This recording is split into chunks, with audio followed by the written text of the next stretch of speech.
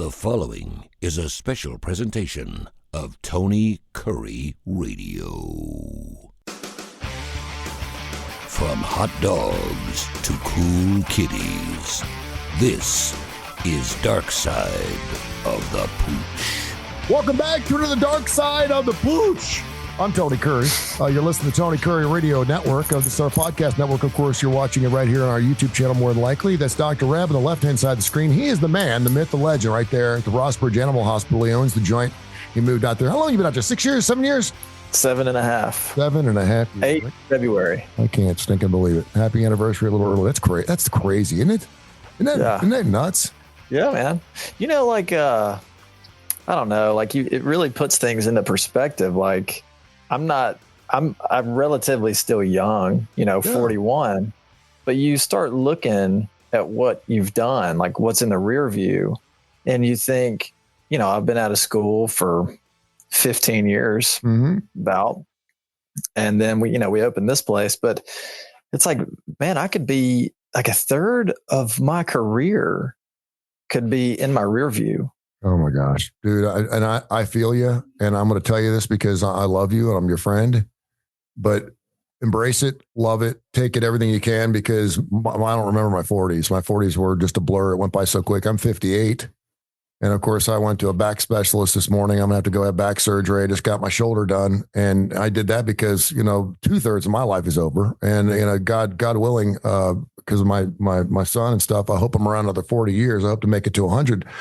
But I'm like, if I don't do it now, if I don't get surgery in my back now, I'm never going to get done. And I'm not getting surgery in my back when I'm 70.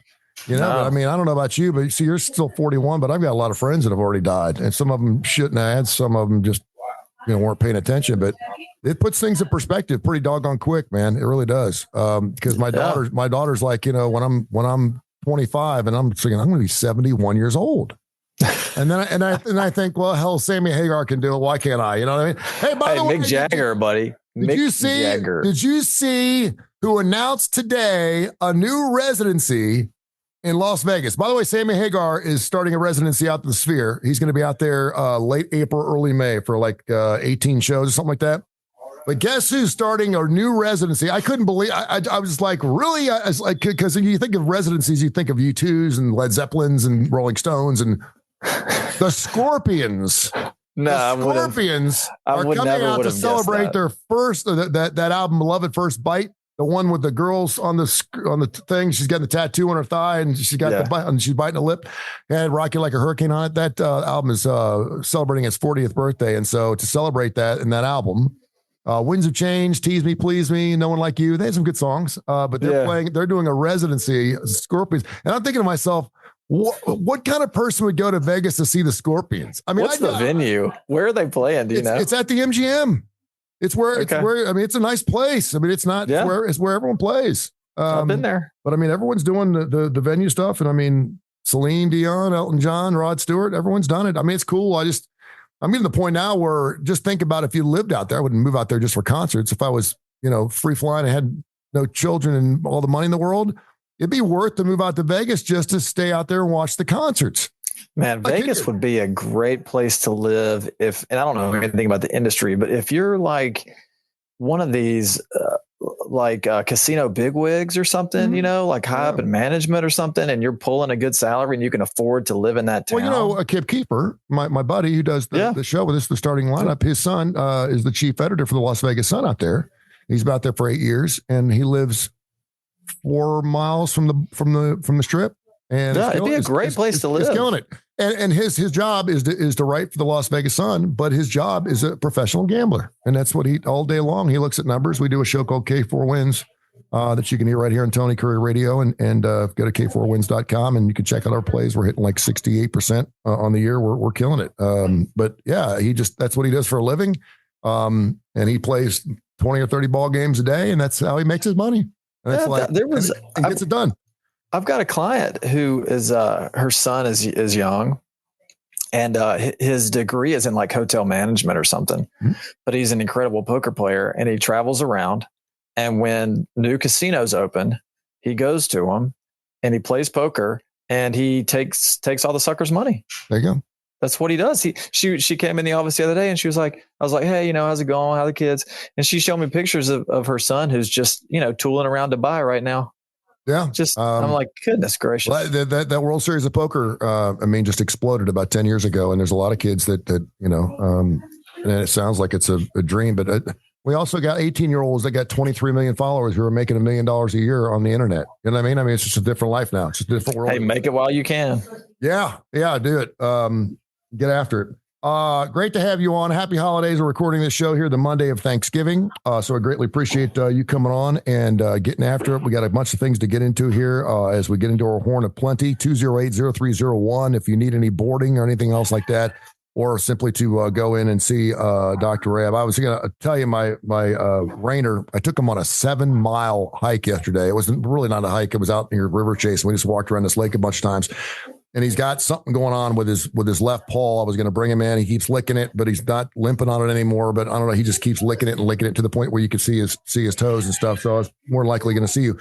But while I was there, there was a man walking 2 dogs, a husky and another terrier. The other terrier was not on a leash, but the husky was. And I know firsthand that when I used to have Frisco and Rainer, that they would fight. When they were together, they would fight anything that got near them. I don't know if they were alpha dogging each other or looking after each other, whatever. But whenever Rainer's alone, he doesn't fight anything. He's always wagging his tail. But it's got to be dog on dog. Now I see 2 dogs come up to me. I'm like, okay, here we go. So the dog without the leash come running right up to Rainer and got down there and put his paws down and started shaking his ass in the sky. And he was barking and stuff. And Rainer was like, what's going on here? And so they started sniffing each other and they were fine. And not 5 seconds later, man, it was all out blood. It was just going after each other's throat. Speaking of going after each other's throat, who do we have here? We got a special guest here on the show here. There he is. Man, he looks bigger. He's getting bigger. Is he bigger? He's got a little bigger. He got a little big. You got a little bigger. Oh, what's he got? Is he eating? Did he just have a snack? Yeah, it's a. Oh, he's got it in his hand. Yeah. Look. If you're real quiet, you can hear it. Hold on.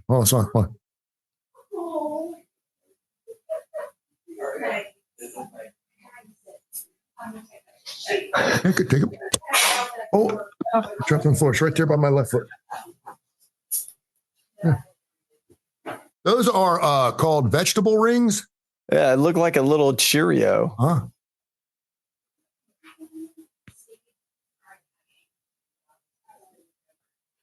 Yeah, the little vegetable rings, and man, you're not supposed to give him more than 4 a day, but they're super healthy for him. He loves them. Vegetable rings and raisins. Coolest pet, I'm telling you, man.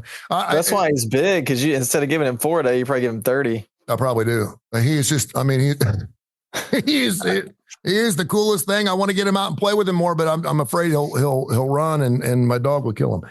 Anyway, so the dogs go after each other, and I just had surgery on my right shoulder. So I dig in, I grab his dog by the collar, I grab my dog by the collar, and I pull them apart, and the one gets away from me. He bit my wrist. The little one? Which one's causing the problem? The terrier, the other, his dog. Rainer was just sitting there and he just went straight for him. And just after he sat there and barked a little bit, and then he just went after him and they started fighting, of course. And then Rainer started fighting him back. And so bit me and I pulled him apart, and the other guy's like, whoa, hey, he's never done that before. I don't know what the heck's going on. And I said, man, whenever I had my 2 dogs, we always stayed away from one dog because they always got in fights. He goes, I've never seen my dog react like that. And he put him on a leash. And I was like, thank you. And, I'm sitting there, got blood on my wrist. I'm like, whatever. So let me ask you this. Will dogs, first of all, what are they doing? Why are they doing it? I know there's 2 dogs, so I'm assuming one's trying to show off for the other, or they're trying to protect the other one. And so I could probably answer my question there. The other thing is, if I just let them go, what would happen? Oh, so survival of the fittest. I mean, would they fight to the death? No, I don't think so. I don't think that your dog would do that. I don't know the other dog, but I feel pretty confident that Rainer would have eventually pinned him, and then the other one would have just given up, and run off. Rainer would have let him up. But I don't, Rainer's he's not a killer. I think that he would have gotten the dog to submit and the dog would have run off. Well, I would have loved to seen it because, I'd love to see my dog in a cage match, but I wasn't going to see him get, but at the same time, I didn't even think about sticking my hand in the middle of it. I didn't. No, you shouldn't. You shouldn't because then you'll have a problem. You'll get bit. And I was like, I'm not going to watch these two because it was on. But I always thought to myself, should I just let him go? Because I talk about Merrill Pizitz from the Pizitz family used to live behind me. And he had 3 or 4 dogs, and he'd leave them in this room. And Freddie dog used to get away and used to go down there. And then Lizzie used to get away too. And whenever she'd run over his yard, he'd let her in his house, and he just put her in that room with those dogs. And it was like Fight Club. Yeah. And I was like, "Where's Lizzie?" He's like, "They're working it out. They're working it out." You could hear, and you hear things falling off the walls and stuff like that. And then you'd open the door and they come out and they'd want to be licking its side and be bleeding. And he's like, "They're fine." And then they're all good. It's like, did he have some interesting animals too? Or did he have a turtle or he had now, or was that his wife? Is that his wife? No, I've never shared this story. But my son is here and he will stand by me on this thing. But we were in my backyard late evening. So the trick of my eyes could have been playing with me. But when Santo said he saw the same thing, I was like, okay. I saw one of his helpers that looked like a Latino man with something on a leash that was walking on its back hindquarters, but then it would go down to its front and go back up again, much like maybe like a bear would. You think it was a kangaroo? It had a distinguished looking snout. It was brown, and there were 3 of them, and they were chained together. And I looked at Santo and I said, "Do you see what I'm seeing?" He goes, "Yeah." And I said, "What in the hell is that?" And he goes, "I have no idea." And whatever it would go up on its, and it was about maybe the size of Rainer, about 50, 60 pounds, 3 of them. And they had chains between them. And I looked, and as soon as I said it, he took a left and walked back into the woods onto his land. And so when I saw him one time, I said, "Do you have any strange, weird animals?" And he's like, "Oh, I got foxes and rabbits and stuff like that." "What do you mean?" I said, "Like anything you keep." He said, "No, I got my horses and my dogs." And I said, "Really?" I said, "I saw something here one night." And he's like, "You got to stop drinking." And I said, "Well, my son," I said, "My son was with me and he saw the same thing. We talked about it. We know we saw something. It was either a bear or an anteater or something funky. 2 things got it on, and they're living at his place." I'm just saying. Alabama has some very lax laws in the animals that you can possess. Oh yeah. Speaking of lax laws, one of our sponsors here, Sasquatch Toys and Comics. 60s, 70s, 80s. They got the comics still in the wrappers. They got unopened Legos. They've got Star Wars stuff, all kinds of unbelievable Evel Knievel toys. You name it. They got it from the 60s, 70s, and 80s. It's great. It's right down the Citation Court. Great for the holidays, for Christmas. Go down there. As a matter of fact, I'm going to have Seth on the starting lineup coming up here in a couple of weeks on ABC 3340. But he has put Ed's Pet World, the business is still open, but he has put the building up for sale. We don't really know what that means. I don't know if someone's going to buy it and keep the business open. We hope they do because it's been around for 40 years. But you want to talk about exotic pets. They obviously have to abide by the law. I think that's one of the reasons why maybe, and I can't speak to this because it's his business, but it's become increasingly more difficult to own exotic pets. Not only here in Alabama, but also this country because of the anaconda issue we have down in Florida, because of our deer population, because of wild crocodile. I mean, people have gotten these exotic animals. Where is it in Maryland? Where the monkeys? What was the place where all the monkeys got free? No, I remember what you're talking about, but I don't remember the place. It just happened a couple of weeks ago. I thought it was in Pennsylvania, but I could be wrong. I don't remember. Hold on. Monkeys run free. Hold on. I'll find out what's going on here. 4 monkeys remain free nearly 2 weeks after dozens escape South Carolina compound. Oh, I was way off. You were closer than I was. There were 43 that escaped that breeds them for medical research. Rhesus macaws. Yeah,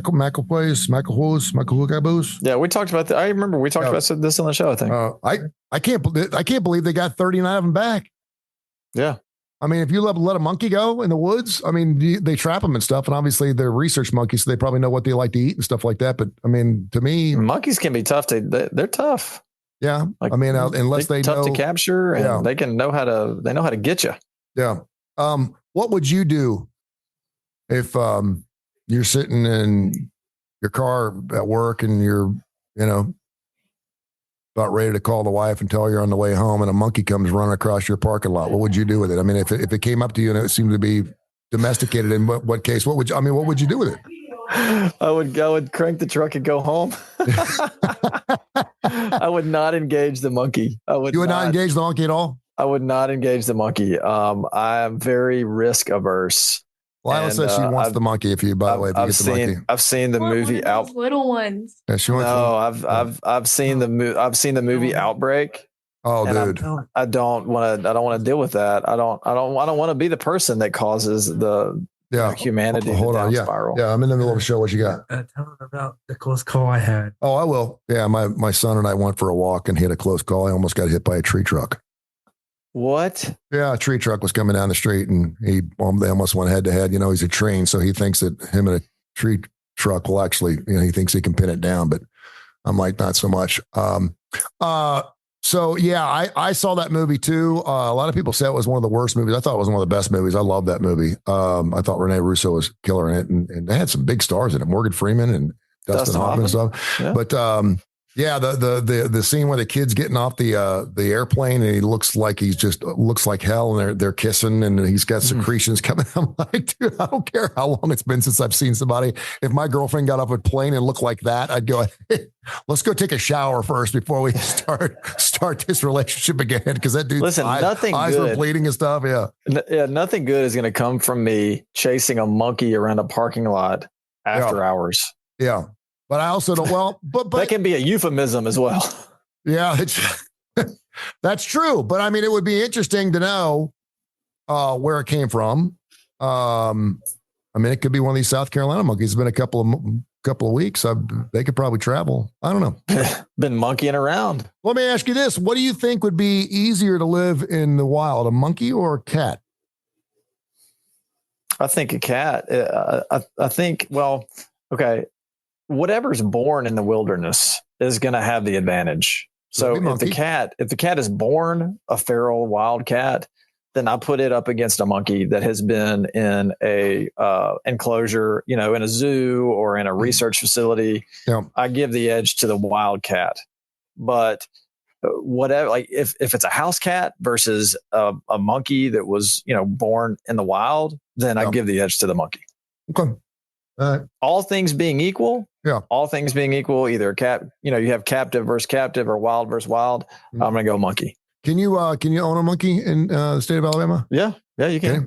Yeah, you have to have permit, but you can have one. You have a very monkey Christmas. That's a curious George Christmas. Thank you, very monkey Christmas. All right, 208-0301, 208-0301, Rossbridge Animal Hospital. He is Dr. Rab Stewart.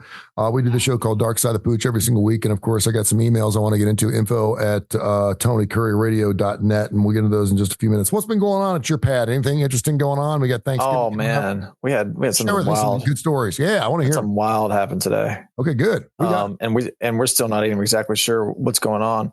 But a dog had a foreign body that it ate, ingested, and it was a foreign body. That's what we call it. It swallowed something that it can't pass, swallowed something that it could not pass. And it created, it's what's called a linear foreign body. So, things that are like, string is something, if it's real heavy, anything thin and malleable, basically, linear foreign body. So those things will get trapped in the stomach.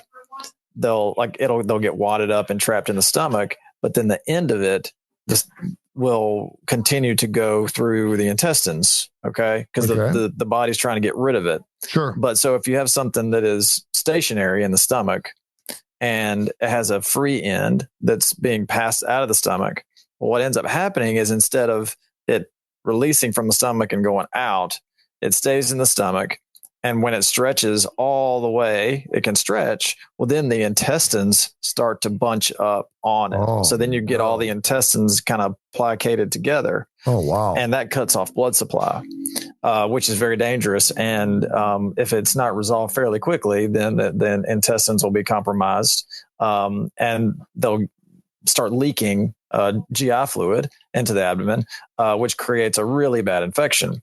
Mm-hmm. So anyway, we had a dog come in this morning and it had surgery for this exact thing that I'm talking about a week ago.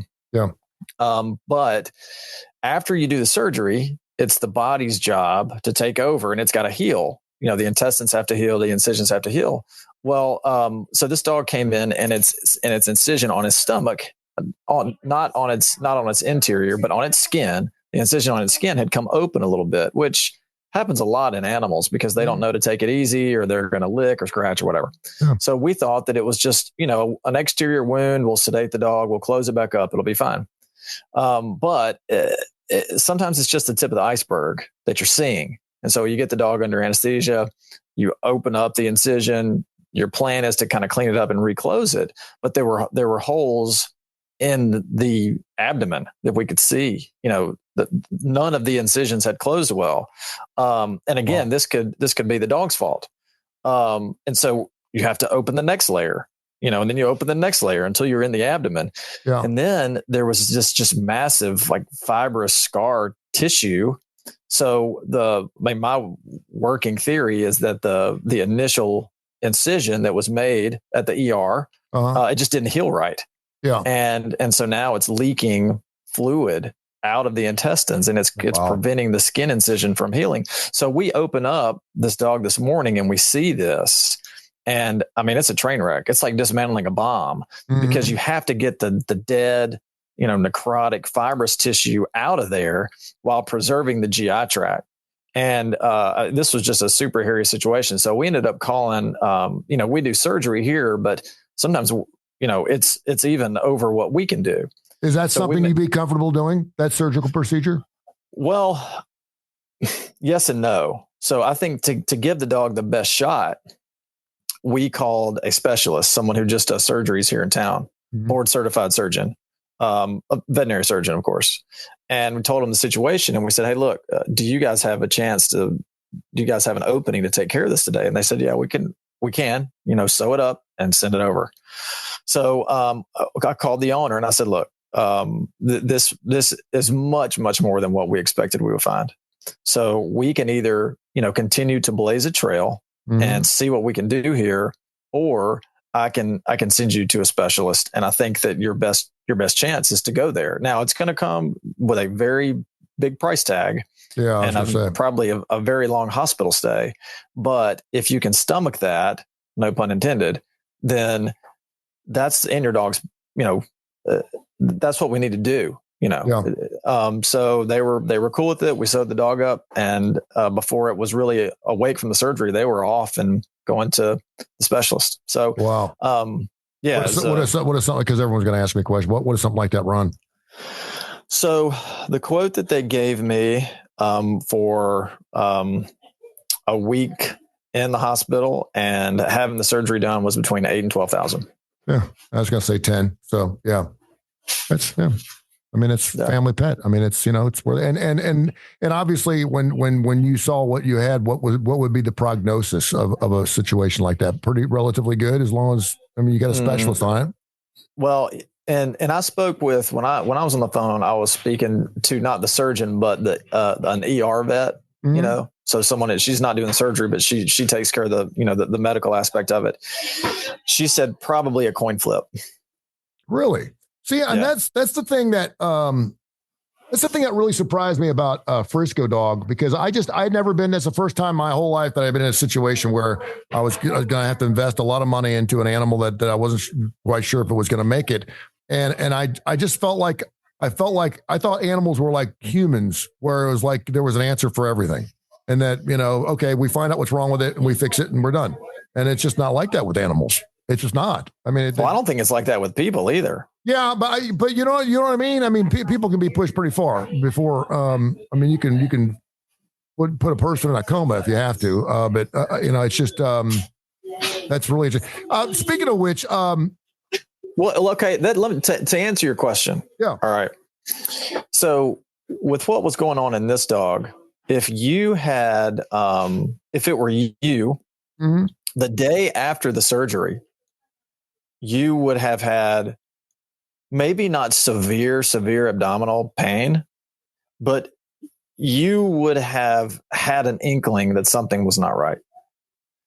the day after surgery. Well, this dog's a week out. Okay. A week after surgery. And the dog is, it's eating a little bit less. Its energy level is a little bit lower, but the owner has no indication until there's so much leaking on the interior that the exterior incision on the skin is opening up. Wow. And he had no idea. So you would never let it get to that point. A human would never let it get to that point. You would wake up and be like, man, I don't feel right. I think I need to go to the ER. I just had surgery yesterday. I need to get this sorted out. Well, they would have found it within 12 hours. Yeah. It's a week later and we're just not finding this. And that's why this has been going on for so long. So much just gets wrecked in that time period. And that's why the prognosis is not good, because the dog the day after surgery can't be like, hey mom, I don't feel good. Yeah. Something's not right. Let's go. How old is this dog? Man, off the top of my head, I don't remember, but I think it's maybe 3 or 4 years old. It's amazing to me. It seems like too is for a human, you find it, you kill it and you move on. With an animal, not kill it. You know what I mean? Get rid of the disease or whatever, fix it. With an animal, it seems like there are so many different intangibles or what's the word I'm looking for?